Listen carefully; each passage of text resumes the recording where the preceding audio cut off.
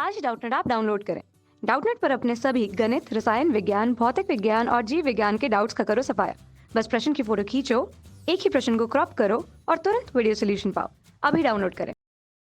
इस क्वेश्चन में हमें गिवन है, चित्र में दर्शाए अनुसार एक लंबे सीधे तार के एक 10 सेंटीमीटर त्रिज्या के लूप में मोड़ा जाता है। यदि 8 एम्पियर की धारा इस लूप में प्रवाहित की जाती है तो लूप के केंद्र सी पर चुंबकीय क्षेत्र बी का मान एवं दिशा ज्ञात कीजिए। इसके जो सेंटर है इस लूप के सेंटर पे, ये जो हमारा लूप है, इस लूप के सेंटर पे हमें चुंबकीय क्षेत्र सी है, सेंटर सी है, उसमें चुंबकीय क्षेत्र की ज्ञात करना है। और इस तार के कारण, ये जो एक तार भी दिख रहा है, इस तार के कारण भी चुंबकीय क्षेत्र सी पे निकालना है और इस लूप के कारण भी हमें चुंबकीय क्षेत्र सी पे निकालना है। तो आइए देखते हैं कि हमें इसमें क्या करना होगा। क्वेश्चन में हमें जो हमें गिवन है पहले वो लिख लेते हैं कि जो 10 सेंटीमीटर त्रिज्या है, लूप का जो त्रिज्या है क्या है, 10 सेंटीमीटर है। और इस लूप में जो धारा बह रही है उसकी वैल्यू क्या है, 8 एम्पियर हमें क्वेश्चन में गिवन है। अब हमें लूप के केंद्र सी पर बी का मान और दिशा ज्ञात करनी है। सी पे जो है उस पर हमें चुंबकीय क्षेत्र ज्ञात करना है। चुंबकीय जो पॉइंट हमारा सी है, पॉइंट सी पर चुंबकीय क्षेत्र ज्ञात करना है और उसकी दिशा भी हमें बतानी है। ये हमें दो चीज़ें इस क्वेश्चन में निकालनी है। अब इस क्वेश्चन में हमें गिवन क्या है कि एक तार है। अभी हम इस लूप को अगर हम भूल जाए तो इस तार की वजह से इस पॉइंट सी पर, यहाँ से जो इसकी डिस्टेंस हो जाएगी इस तार की, इस पॉइंट सी से डिस्टेंस हमें गिवन है रेडियस के बराबर हो जाएगी, इसके बराबर हो जाएगी 10 सेंटीमीटर के बराबर। तो एक तार से किसी भी पॉइंट पे चुंबकीय क्षेत्र निकालते हैं, उस तार से अगर हमें दूरी गिवन हो तो उसकी वैल्यू क्या हो जाती है। अगर इस तरह से कोई तार है, इस तार में अगर आई धारा बह रही है तो इस तार की वजह से इस तार से दूर किसी पी पॉइंट पर चुंबकीय क्षेत्र की वैल्यू क्या होती है, अगर उसकी दूरी हमें गिवन है, उसकी वैल्यू होती है म्यू नॉट अपॉन 4 पाई 2 तार में बहने वाली धारा आई अपॉन पॉइंट और तार के बीच की दूरी डी के बराबर होती है, जो बी की वैल्यू आती है। तो अभी अगर हम लूप भूल जाए, एक तरफ अभी मान के चलते हैं कि हम लूप भूल जाते हैं, सिर्फ हमें तार दिया है और उस तार की वजह से हम पॉइंट सी पर चुंबकीय क्षेत्र निकालना चाहते हैं।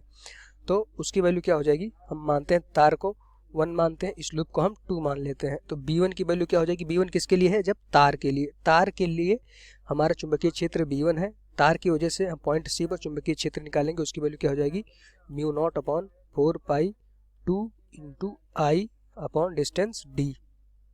अब डिस्टेंस की वैल्यू क्या है, सारी वैल्यू रख देंगे, म्यू नॉट अपॉन 4 पाई 2 आई अपॉन डी की वैल्यू क्या हो जाएगी आर त्रिज्या है, क्योंकि ये दूरी हमारी क्या है, यहाँ से यहाँ तक पॉइंट तार से और सी के बीच की दूरी क्या है, आर है, वो 10 सेंटीमीटर के बराबर है।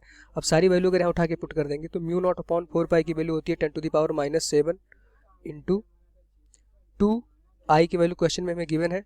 करंट बह रही है इसमें 8 एम्पियर की तार में और इनका जो त्रिज्या है वो 10 सेंटीमीटर है, तो उसको मीटर में कन्वर्ट कर देंगे तो 0.10 मीटर में आ जाएगा। अगर इसको हम सॉल्व करेंगे तो यहाँ से जो B1 की वैल्यू हमारी निकल के आएगी, उसकी वैल्यू क्या आ जाएगी, B1 की वैल्यू वो आ जाएगी 1.6 into 10 to the power -5 Tesla.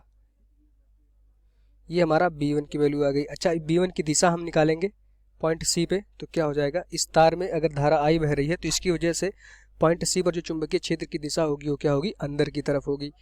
तो कैसे पता चला, हम क्या किए, फ्लेमिंग के दाएं हाथ का नियम लगाए, तो उससे हमें पता चलता है कि अगर हम तार में जिस तरफ धारा बहती है उस समय उस तरफ अपने अंगूठे को करते हैं और जिस तरफ हमें चुंबकीय क्षेत्र निकालना होता है उधर अपने हाथ की धक्का देने की दिशा या फिर जिधर हथेली आती है वो हमारी चुंबकीय क्षेत्र की दिशा हो जाती है। तो अभी अगर अंगूठा हम तार पे करेंगे तो हमारा जो पॉइंट सी पे जो हमारी हथेली होगी वो अंदर की तरफ होगी, तो हमारा चुंबकीय क्षेत्र क्या हो जाएगा, अंदर की तरफ आ जाएगा। तो हमने B1 के कारण, तार के कारण पॉइंट सी पर चुंबकीय क्षेत्र और दिशा दोनों निकाल ली। अब हम B2 क्या करते हैं, B2 हमारा लूप है, अब हम लूप के कारण निकालते हैं। अब हम अभी तार के लिए निकालते थे, अब हम क्या करेंगे, लूप के कारण निकालेंगे। जो भी हमारा लूप है उसकी वजह से चुंबकीय क्षेत्र क्या होगा वो हम निकालेंगे। जैसा कि हमें पता, अगर किसी लूप में इस तरह का कोई लूप है, उसके केंद्र पर हमें चुंबकीय क्षेत्र निकालना होता है तो उसकी वैल्यू का उसके चुंबकीय क्षेत्र का फार्मूला क्या होता है, mu naught upon 4 pi theta I upon R. ये हमारा चुंबकीय क्षेत्र होता है किसी भी लूप के लिए उसके सेंटर पे। अब इस लूप के लिए थीटा की वैल्यू क्या हो जाएगी, सेंटर पे उसके जो केंद्र पे कोण बन रहा होगा उसकी वैल्यू क्या हो जाएगी, 2 पाई के बराबर हो जाएगी, क्योंकि 2 पाई घूमेगा तभी ये पूरा लूप बन पाएगा। तो थीटा की वैल्यू क्या हो जाएगी, यहाँ पे 2 पाई के बराबर हो जाएगी। अगर थीटा की वैल्यू यहाँ 2 पाई रख देंगे तो यहाँ से जो हमारा चुंबकीय क्षेत्र की वैल्यू आ जाएगी, बी की वैल्यू वो आ जाएगी mu naught upon 4 pi 2 pi I upon R. सारी वैल्यू हमें क्वेश्चन में गिवन है, कैपिटल आर हम लेते हैं रेडियस, सारी वैल्यू अगर उठा के रख देंगे तो हमें इसका आंसर निकल जाएगा।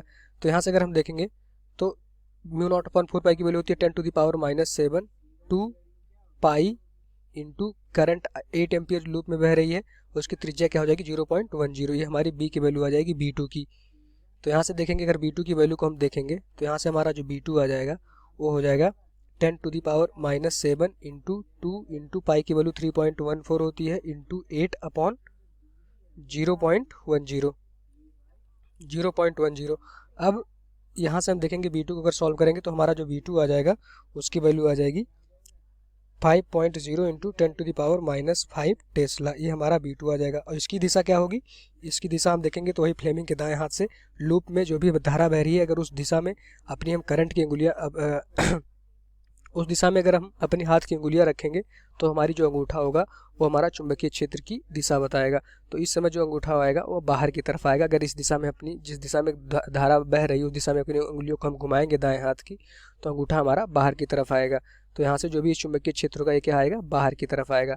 अब हम देख पा रहे हैं कि केंद्र पे जो है पॉइंट O पे अगर हम देखें, जो परिणामी चुंबकीय क्षेत्र होगा उसकी वैल्यू क्या हो जाएगी, उसकी वैल्यू हो जाएगी B2 माइनस B1। हमने माइनस क्यों किया, क्योंकि हम देख पा रहे हैं दोनों चुंबकीय क्षेत्र जो है पॉइंट O पे एक अंदर की तरफ है एक बाहर की तरफ है। बाहर वाला ज़्यादा है तो बाहर वाले में से हम क्या करेंगे, अंदर वाले को घटा देंगे, या ऐसा भी हम कह सकते हैं दोनों चुंबकीय क्षेत्र विपरीत दिशा में है इसलिए इनको हम घटा दिए। अगर सेम दिशा में होते तो हम जोड़ देते। तो B2 की वैल्यू इस क्वेश्चन में क्या है 5.0 इंटू 10⁻⁻5 माइनस B1 की वैल्यू आई है 1.6 इंटू 10⁻⁻5।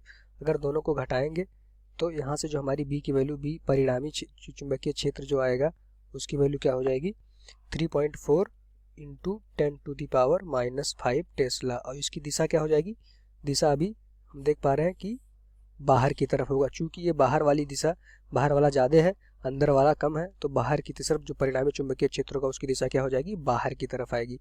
तो ये हमारा परिणाम है और उसकी दिशा क्या करेंगे, इसकी दिशा अगर देखेंगे, दिशा के लिए अगर हम देखेंगे तो बाहर की तरफ या ऊपर की तरफ तल से लंब होती है, हमारा चुंबकीय क्षेत्र की दिशा हो जाएगी और ये परिणाम हो जाएगा। कक्षा 6 से 12वीं से लेकर नीट, IIT, JEE वो एडवांस के लेवल तक 1 करोड़ से ज्यादा छात्रों का भरोसा। आज ही डाउनलोड करें डाउटनेट ऐप या व्हाट्सएप करें अपने सारे डाउट्स 8400 400 400 पर।